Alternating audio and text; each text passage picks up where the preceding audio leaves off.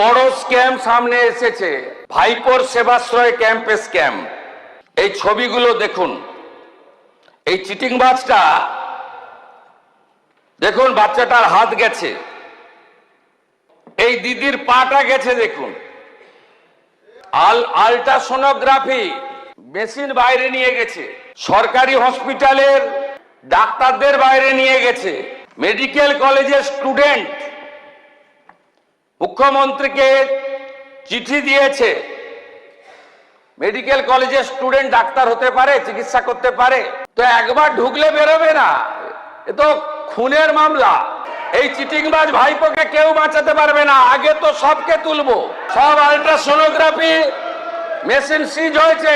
দিলীপ মন্ডল তার গোডাউন থেকে এই সকল সেবাশ্রয় 25-এ ওষুধ সিজ হয়েছে, যেটা 21 সালের ওষুধ, এক্সপায়ারি ওষুধ দিয়েছে। সেলফ ডিক্লেয়ার ককরোচ পার্টি তারা বলেছে যে বামফ্রন্টের কিছু ছাত্র সংগঠন, ছাত্র ছিল বলে আমার জানা নেই, কারণ ওদের কোনো কলেজ ইউনিভার্সিটিতে অস্তিত্ব নেই, তারা এই কর্মসূচিতে ঢুকে পড়ে। এরা হলো এসএফআই, ডিওয়াইএসএ, এআইডিএসও। ভোটে হারারা পিছন থেকে খিদিরপুর, মেটিয়াবুরুজ, রাজাবাজার, পার সার্কাস, আকরা ফটক, বেলগাছিয়া, রাজারহাট, নিউ টাউন, বাগুইহাটি সাপ্লাই করেছেন। পরবর্তীকালে যখন ডোরিনা ক্রসিং এ আসে, প্রথমে জুতো এবং বোতল দিয়ে শুরু করে, তারপরে টার্গেট করে সাংবাদিকদের। কারণ অনেক চেষ্টা করার পরেও পুলিশ ওদের পাতা ফাঁদে পা দেয়নি, আমাদের নির্দেশও তাই ছিল।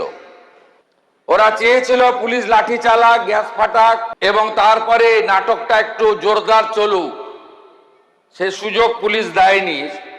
আপনারা তো কর্মসূচির আগেই বলেছেন জলের বোতল আনতে, সেই জলের বোতলগুলো হাজারে হাজারে কিভাবে ছুঁড়ছিলেন লোক দেখেছে। ডিম ছোড়াটা যদি বাংলার সংস্কৃতি না হয়ে থাকে, সাংবাদিকদের উপরে বোতল আর জুতো ছোড়াটাও বাংলার সংস্কৃতি হতে পারে না।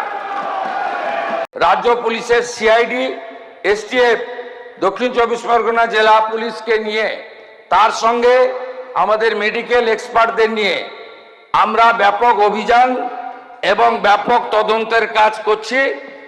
মানুষের জীবন নিয়ে যারা ক্ষতি করেছেন এবং এই ক্যাম্পে যারা ক্ষতিগ্রস্ত হয়েছেন, তাদের প্রত্যেকটি অভিযোগকে এফআইআর হিসেবে ট্রিট করা হয়েছে।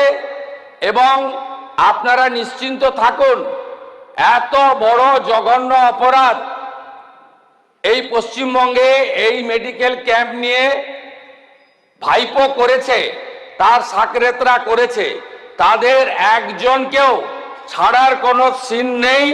সময় কথা বলবে, টাইম উইল স্পিক। আমরা আট ঘাট বেঁধে প্রস্তুতি নিয়ে সমস্ত তথ্য জোগাড় করে এভিডেন্স নিয়ে ভারতীয় ন্যায় সংহিতা অনুযায়ী কাজ করছি। যথা সময়ে বৃক্ষ তুমি কে, ফলে না পরিচয়তে।